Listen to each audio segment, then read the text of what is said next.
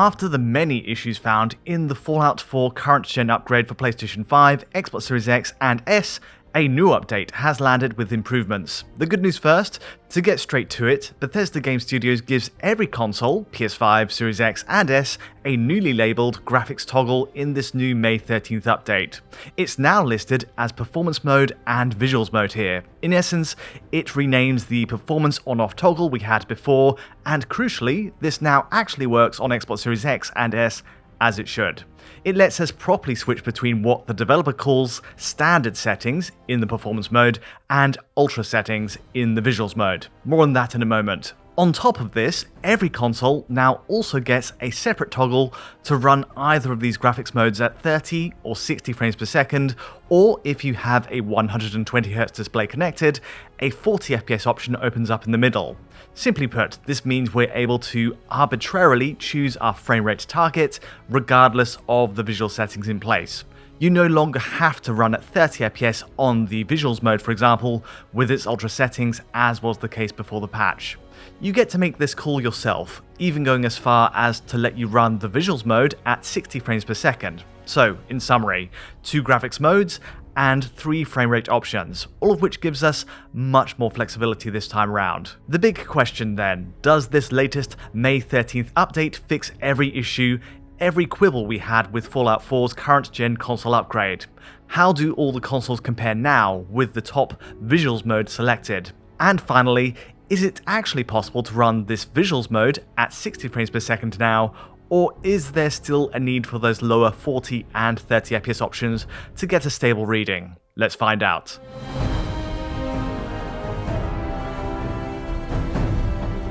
Okay, let's address the Xbox situation first. Chief among the issues when this new upgrade landed was that the performance mode toggle did not work on Xbox Series X or S. Disabled or enabled, either way, it only ran on the performance mode on Xbox, always at 60 FPS, using standard settings for foliage, object, and distant detail draw. This obviously gave PS5 a big advantage a couple of weeks back, given that PS5 genuinely pushed to ultra settings using this very same option, albeit at a 30 FPS cap. But now, with all machines updated to this new May 13th update, this issue is indeed fixed on Xbox. The performance mode runs exactly as it did before on Xbox Series X and S at 60 frames per second with standard settings. The interesting bit though is the visuals mode, which now works and delivers a visible upgrade. Let's show a before and after patch comparison here. The newly labelled visuals mode setting gets us improved foliage draw on Series X compared to its former incarnation, with performance mode disabled. It gets us better object draw, and all the distant building detail at the top of the Corvega factory is present too. The fact that these settings didn't engage in the previous patch on Xbox is understood to be a bug, so it's great to see the problem is solved today.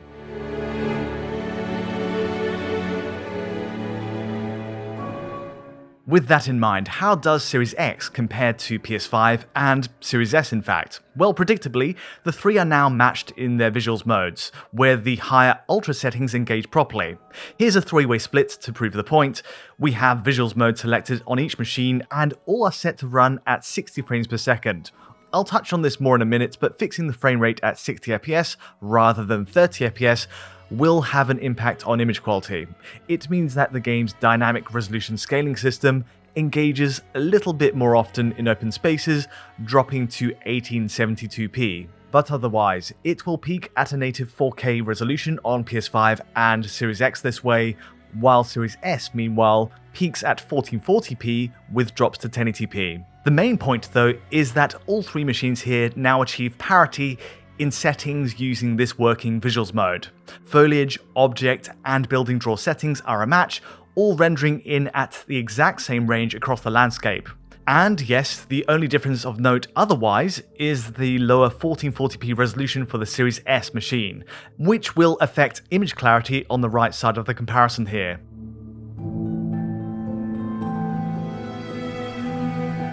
A good start all round then. Another point worth mentioning is that the Xbox Series X and S run with higher building LODs than PS5. We're talking very distant, long-range LODs in this case, as seen from the top of the Corvega factory rather than on the ground. As we found before this May 13th patch, PS5 continues to not render all building and ground geometry detail from range. So panning around the top of the building here, you'll see chunks of the scenery and the front sides of the shopping mall are missing detail. Bizarrely, PS5 setup here correlates with no known setting on PC. It's lower than PC's absolute lowest setting. A bit of an anomaly really, given that every other setting, every other scenario is a match between PS5 and Xbox systems, but it is worth a mention. Also, it must be said, frustratingly, all three consoles are still far from PC's absolute top settings. If this is truly meant to be the visuals mode, so to speak, the hope is we're getting the absolute maximum settings out of a 2015 last-gen title. No such luck here, even on the May 13th update. Shadow quality up close stays as is from before the patch, meaning there's no push to PC's true ultra settings here. Also, notably, the shadow draw distance setting on PS5, Series X and S remains at PC's medium setting, just like last-gen consoles. We still have this visible shadow cascade as we run ahead. Again, ideally we'd have the works here on console, especially if we're running on the visual setting at 30 FPS, where there should in theory be enough GPU overhead to max out most settings.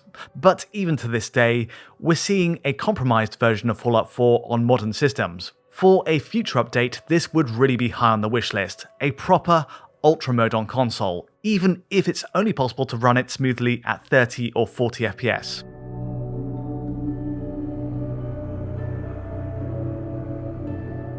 Speaking of frame rate targets, Bethesda's choice to add a separate 30, 40 and 60 FPS toggle is a fascinating move. Having more options is no bad thing, I think, even if it does give us this contradictory option of running the performance mode at 30 FPS. The most exciting prospect though is in playing at 60 FPS on the visuals mode, and whether it actually runs smoothly enough. After all, previously the visuals mode, or the performance disabled mode as it was known then, only capped at 30 FPS on PS5. Now that we have the freedom to choose our target freely, 60 FPS is compelling, but there is a downside to essentially doubling the frame rate. Specifically, the game's DRS system, dynamic resolution scaling, adjusts the resolution more aggressively with a higher FPS target selected. So for example, this is the visuals mode on Series X, comparing 60 FPS against 30 FPS. At 30 FPS, you're getting a native 4K image 99% of the time. Drops in resolution are possible, but they are rare. But by doubling the frame rate, in pushing to 60 FPS, it must lean into lower resolutions to keep its performance stable. In this shot, for example, we're getting a lesser 1872p pixel count while running at 60 FPS on the left. It does take a pretty hard 4x zoom to show it off, admittedly, but you'll see foliage detail getting blurred in the upscale. Distant fine detail breaks up a little. Then again, in other scenes, interior areas especially, there will be no difference at all between the frame rate targets.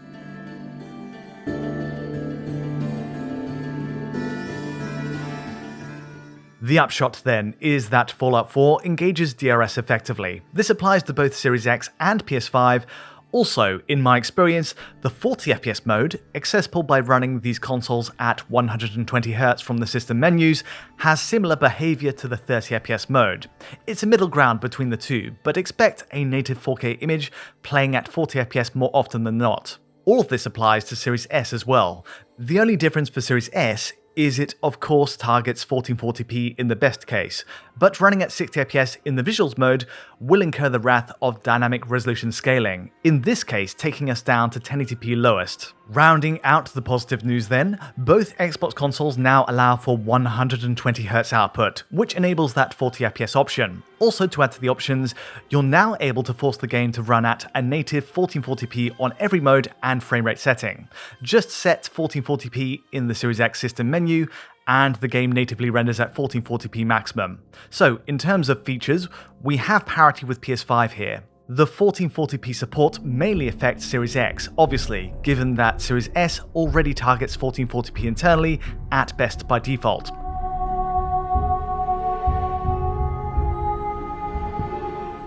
The final question then, what's the best way to run Fallout 4 on PS5, Series X or S right now? To be blunt, there are 3 consoles here, each of which have 2 graphics modes with a further branch of 3 frame rate options for each. And on top of that, you're able to run all of these options at 1440p as well. That's a lot of permutations to cover, about 36 in total. Still, the summary of Fallout 4's performance is really straightforward. Firstly, regardless of whether you're playing on PS5, Series X or S, 60fps is typically a lock even on the visuals mode, but there are issues. Take Series X for example here. Let's go for the best case settings with the visuals mode at 4K output at 60fps.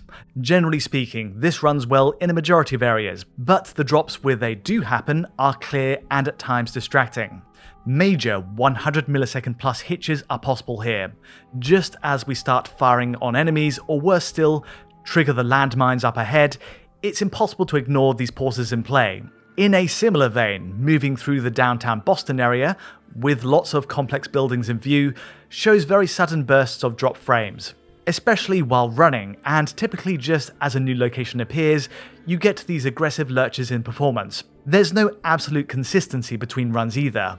The where and when a hitch occurs varies with every run, all of which makes an exact side-by-side test impossible. In fact, the only spot where a sustained drop is a guarantee is this view from the top of the Corvega factory, which takes us to the 50fps line. It's the best way to stress the engine constantly, but really an exceptional case. The bottom line is, 60fps in regular play on the visuals mode is viable on Series X, but you will have to tolerate a lot of these issues on the way.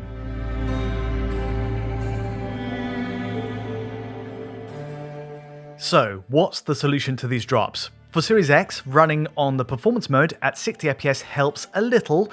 Sadly, even the performance mode suffers from hitching though. There's no escaping these sudden bursts of dropped frames, especially after entering a new area. Again, the landmine explosion is a good test here. But on the upside, I did notice the route through downtown Boston runs with less aggressive drops overall compared to the visuals mode. It's still losing frames and taking us into the high 50s, but it does help minimize the lurches we're seeing in the visuals mode. It's hardly a radical difference, and there's still potential for glaring drops and hitching, but the rate and severity of these drops is at least minimized.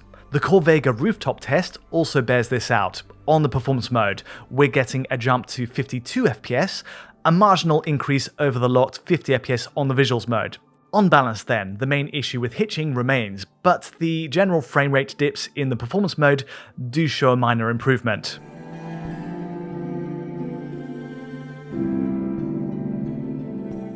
If these drops are still too much for you, there is one last workaround. Taking Series X as an example again, the best way to keep performance steady is to resort to a lower frame rate target.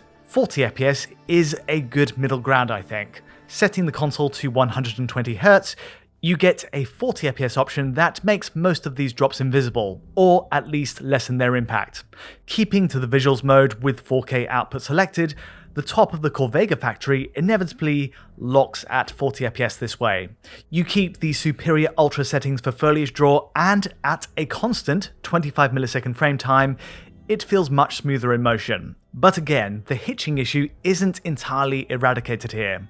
Even if we run this landmine test at 1440p at 40fps, it's still not avoiding the problem. Still, if you want the best case from Series X, the 40fps option is the one to use. And it almost goes without saying that the 30fps mode will go a step further here. It's an extreme measure, but 30fps will keep the frame rate leveled out with minimal drops, though it is admittedly quite a big sacrifice to make.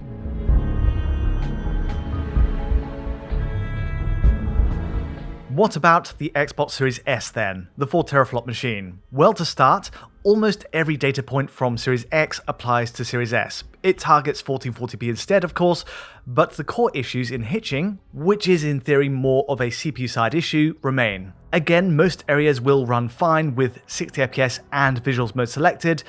It's just that the hitches and drops in complex areas like downtown Boston are again a distraction here. In fact, the drops on Series S around the city are often more aggressive based on this eye test where they do appear. We're hitting the 50fps line in the same spots as Series X, but even going under that into the high 40s at points. The evidence does suggest Series S drops in the exact same moments, but to a greater extent. To put this into some perspective, the Corvega rooftop stress test on the visuals mode runs constantly at 47 FPS on Series S, which is a step down from the 50 FPS on Series X.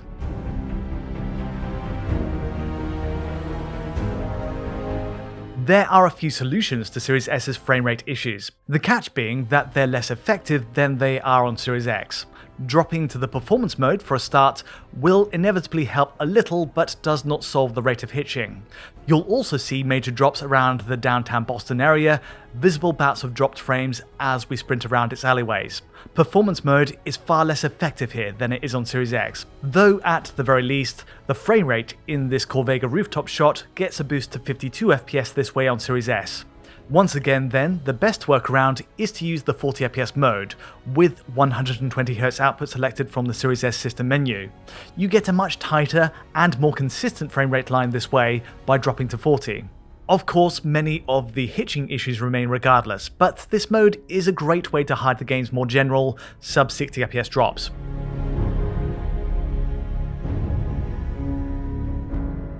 That's the situation on Xbox in a nutshell. Of course, many of these new features were already on the PS5, like 120Hz support with 40 FPS and the 1440p mode. Except now, the PS5 version on the May 13th update lets you manually pick your frame rate target. The main benefit on PS5 is that this now lets you run the visuals mode at 60 FPS rather than being stuck at 30. But again, it has similar issues in holding 60 as the Xbox machines. Up front, there is a problem with hitching once again here. This area with the zombies and landmines is a classic culprit. Lots of hitching here as we move through the barricade. This doesn't happen in every run, but it is possible, and in the event it occurs, it's impossible to ignore. And likewise, we see it across downtown Boston as well, anytime we break into a sprint. We also get a similar pattern to Series X here in terms of the more general frame rate lurches as we run through the city. Again, this one's hard to measure in terms of the severity and regularity on PS5 by comparison. At points it's worse than Series X, at points it's better. And to use a more methodical test, the overview from the Corvega rooftop has PS5 running at a flat 50 FPS, just like Series X on the same visual setting at 4K output. So again, it boils down to the same conclusion. PS5's 1440p output option and the performance mode will have a small impact here, but the drops under 60 FPS will still be visible at times. It doesn't entirely remove them from view. The best way to disguise a majority of these drops on PS5 is to use the 40 FPS cap, if you're able to. The 40 FPS mode running at 1440p in this case will hide a lot of the drops you might see otherwise. That's the May 13th update covered then. The upside to the patch is really that we're getting a great set of options and modes in Fallout 4. Between 60, 40 and 30 FPS frame rate targets, a 1440p output mode, and 2 graphics settings, there's a lot of flexibility here. The only catch is that even in the very best case, none of these modes 100% solve all of Fallout 4's performance problems on console. The hitching we see on every platform points to a more deeply rooted engine-level issue, in moments where PS5, Series X and S attempt to draw in lots of complex geometry. It's a problem to solve in another patch update, perhaps. At the very least, Xbox Series X and S get parity with PS5's features, with a graphics mode toggle that actually works now. Still, there's a lot that needs fixing beyond this, not least the ultra-wide support on PC. Even today, as of editing this video anyway, it remains unpolished, with stretched UI elements. It's something I'll be keeping an eye on, and I'll be back if we see any significant changes on console or PC. But that's all from me today. If you did find this video useful or insightful in any way, feel free to like or subscribe, and don't forget to hit that bell for instant notifications as any new video lands.